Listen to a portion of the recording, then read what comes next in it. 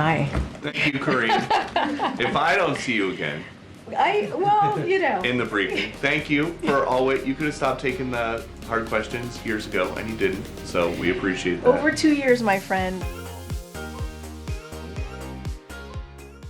As we prepare for the inauguration of Donald Trump and we go into the confirmation process for his cabinet starting today, there's also one other thing that we're doing. We're saying goodbye, a fond farewell to the worst presidency of the modern era.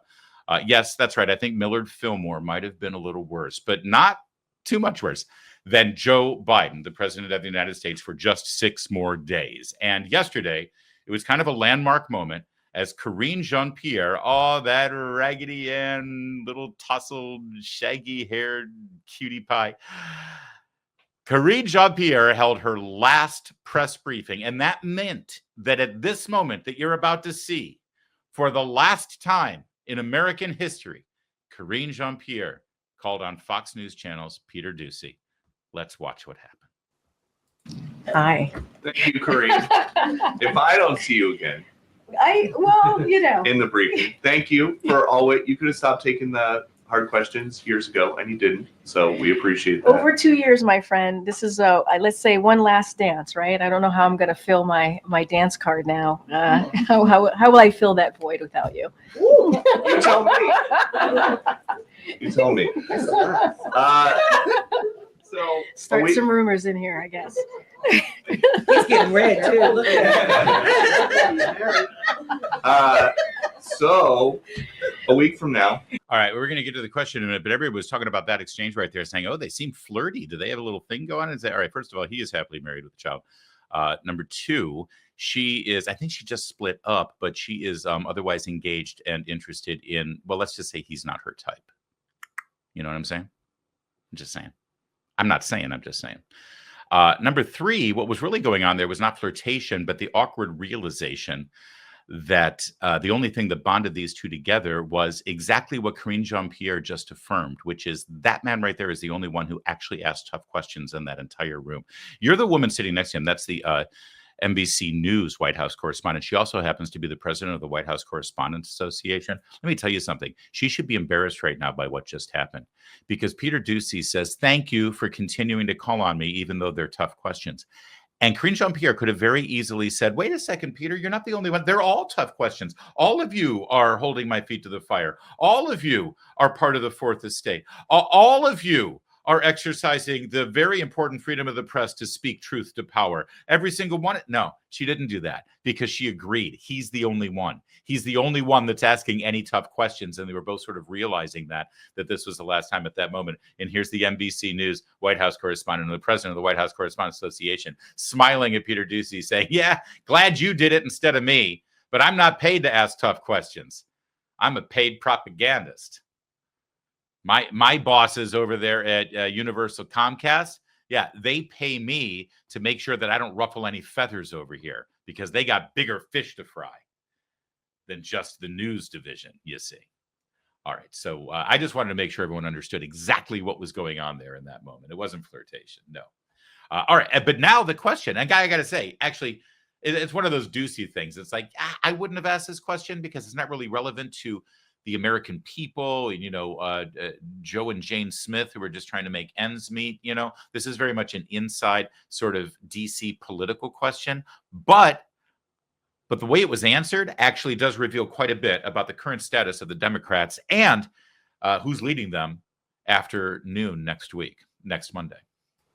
It's all over. Yes. Between next Monday and 2028. 2028. Who's the leader of the Democratic Party? Oh my goodness. Wow. That is for people much smarter than I to make that assessment, that decision. Obviously, voters will decide. That is not something for me to decide. I could say right now in this moment, in this room, as I'm looking at the clock as it's counting down, because we have to leave shortly, you have the President Joe Biden, who is obviously the president and the leader of the Democratic Party. I do not have I cannot predict the future, so that is not something that I'm going to do from here. Thank you, Newsbusters, as always, for the clip.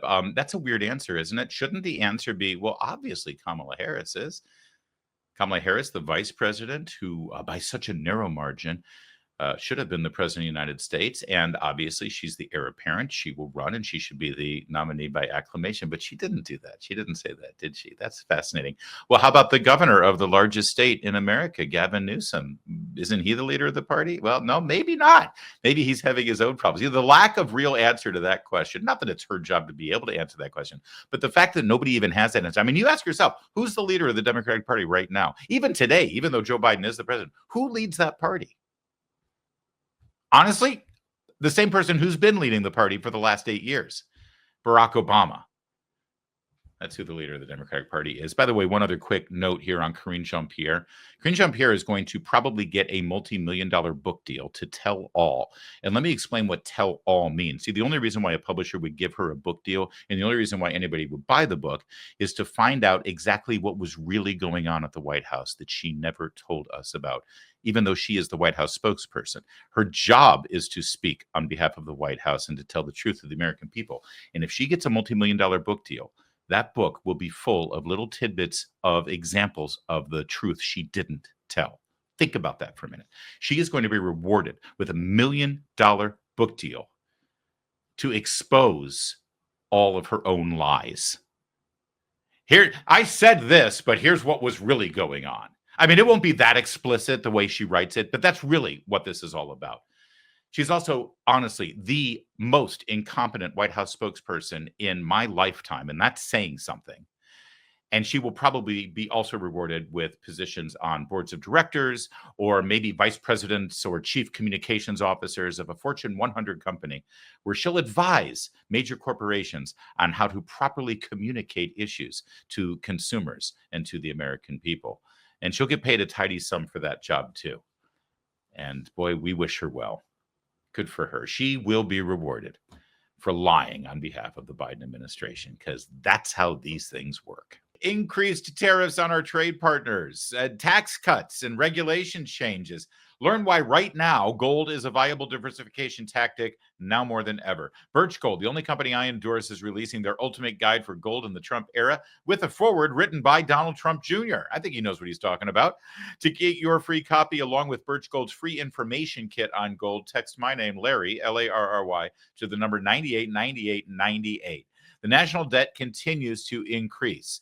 Our interest payments on that national debt continue to increase. Gold is still your hedge against a weakened dollar, and Birch Gold is still the company I recommend to help you convert an existing IRA or 401k into a tax-sheltered IRA in gold, and that's without a penny out of your pocket. Text Larry, L-A-R-R-Y, to 989898 for your free copy of the ultimate guide for gold in the Trump era.